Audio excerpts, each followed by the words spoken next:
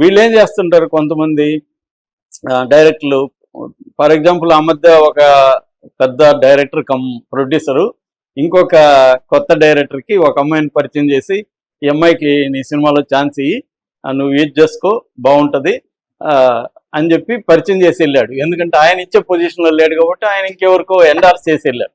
మనోడు అదే పని చేశాడు, అమ్మాయికి అడ్వాన్స్ ఇప్పించి ఆ అమ్మాయిని గెస్ట్ హౌస్ తీసుకెళ్ళాడు. సో ఇది అమ్మాయికి ఇష్టమే, అబ్బాయి వాళ్ళకి ఇష్టం కాబట్టి ఇబ్బంది లేదు. ఎప్పుడు వస్తుందంటే ఫోర్స్ చేయడం వల్ల. సో ఫోర్స్ చేయడం అనేది రాంగ్. వాలంటరీగా చేస్తామంటే అది వాళ్ళ ఇష్టం. అది సో దాన్ని అది సినిమా రంగంలోనే కాదు, ఐటీలో లేదా అన్ని చోట్ల ఉంది.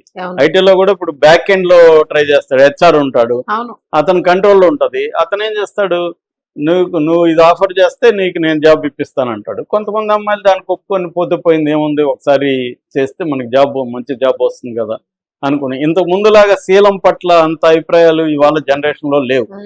ఏముందులే అన్నట్టుగా లైట్ తీసుకుంటారు. Skin to skin there is no sin అని సామెత ఉంది. అలాగే వీళ్ళు లైట్ తీసుకునే బ్యాచ్లు పెరిగారు.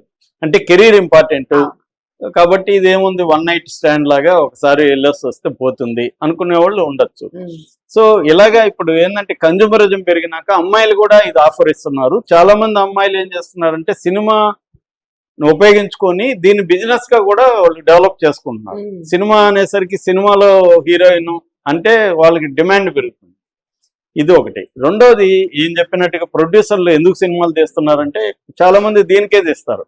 అంటే వాళ్ళకి వ్యాపారాలు ఉంటాయి, రియల్ ఎస్టేట్ ఇంకోటో, వాళ్ళకి బ్యాంకర్స్ ఉంటారు, చార్టర్డ్ అకౌంటెంట్స్ ఉంటారు, తర్వాత గవర్నమెంట్ ఆఫీషియల్స్ ఉంటారు. వీళ్ళందరికి దగ్గర పనులు ఉంటాయి. వీళ్ళకి కానీ అమ్మాయిల్ని ఇవ్వగలిగితే, హీరోయిన్ అని చెప్పి ఇవ్వగలిగితే వాడి పనులు అవుతాయి. డబ్బుల కంటే అవి వర్కౌట్ అవుతాయి కొన్ని చోట్ల. ఇంకా లీగల్ ప్రొఫెషన్ లో కూడా ఇవి ఉన్నాయి. సో ఇది ఈజీ అనమాట వాళ్ళకి. ఒక సినిమా అని చెప్పి ఒక చూపించేసి ఇది చేస్తారు. సో ఇలాంటి చాలా స్టోరీలు మేము చెప్పుకొని నవ్వుకుంటుంటాం, చాలా ఉంటాయి ఇవన్నీ. సో ఇక్కడ ఫోర్స్ చేయడం తప్పండి. నిజానికి ఒకప్పుడు కంటే ఇప్పుడు ఒకప్పుడు ఫోర్స్ చేయడం ఎక్కువ ఉంది. ఇవాళ సోషల్ మీడియా రావడం, అమ్మాయిల్లో కూడా అసెప్షన్ పెరగడం, ఇవాళ ఫోర్స్ అనేది తగ్గింది. నిజానికి ఇవాళ వేధింపులు అనేది గతంతో పోలిస్తే తగ్గాయి. ఎందుకు తగ్గాయంటే ఈ కారణాలు. సోషల్ మీడియా, అమ్మాయిలు కూడా ధైర్యంగా ఉంటున్నారు, భయం వచ్చింది. వీళ్ళు ఎక్కడ పోయి ఏమన్నా రికార్డ్ చేసి పెట్టేస్తారేమన్నా భయం అయితే ఇప్పుడు అందరికీ ఉంది. చాలా మంది ప్రొడ్యూసర్లు అయితే వద్దులేరా బాబు ఆమెను గేట్ దగ్గర పంపించి నేను కలవడం ఎందుకు, మళ్ళీ ఆమె ఏదో రికార్డ్ చేసుకొని మళ్ళీ ఎందుకు బయటకు రావడం ఎందుకు అనేవాళ్ళు కూడా ఇప్పుడు పెరిగారు. సో ఇక్కడ ఏంటంటే వాళ్ళు చెప్పింది కంప్లీట్ కొట్టిపారేయలేము. అంటే కాస్టింగ్ వచ్చే లేదా అంటే ఉంది, కాకపోతే ఇంతకు ముందంతా భయంకరమైన వేధింపులు లేవు. ఇది అన్ని రంగాల్లో ఉంది. అంటే సినిమాలో ఉండే క్రాఫ్ట్లలో ముఖ్యంగా ప్రొడ్యూసరు, డైరెక్టరు, హీరో,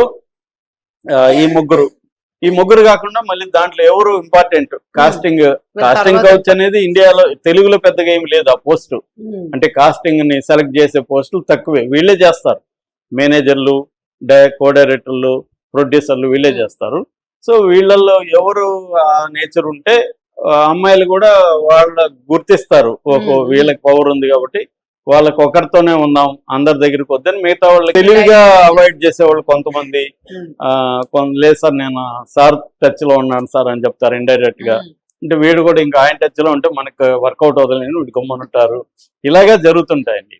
కాబట్టి ఇవాళ అమ్మాయిలు అసర్షన్ తో నువ్వు డిసైడ్ చేసుకోవాలా, నేను ఇవ్వాలా లేదా, ఇవ్వాలంటే ఎవరికి ఎంత అనేది వాళ్ళు డిసైడ్ చేసుకోవాలి. లేదు నేను ఇవ్వను, నాకు ఛాన్స్ లేకపోయినా పర్లేదు, జాబులు చేసుకోవచ్చు. కాబట్టి ఫీల్డ్ ఇది, దీన్ని మారితే మంచిదే. నిజానికి దీని మీద చర్చ జరగాలి. ఇలా ఎందుకు ఉండాలి, టాలెంట్ కి ఇవ్వాలి కదా అంటే అది టాలెంట్ ఒకటే ఉండదు కదా. కులం పనిచేస్తుంది, ప్రాంతం పనిచేస్తుంది, మనకెవరో రికమెండ్ చేస్తారు.